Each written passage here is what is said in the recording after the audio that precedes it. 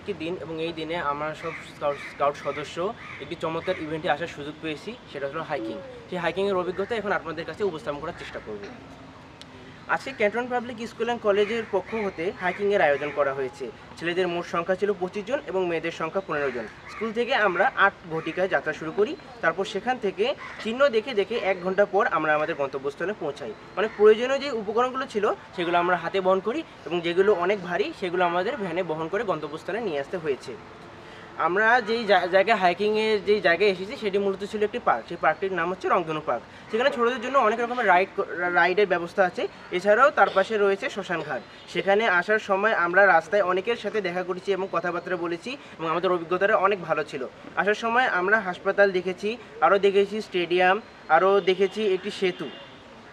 লোকজন আমাদের দেখে অনেক মজা পেয়েছে, অনেক আমাদের প্রশ্ন করেছে, আমরাও আমাদের যথাযথ চেষ্টা করেছি আমাদের সঠিক উত্তরটা দেওয়া।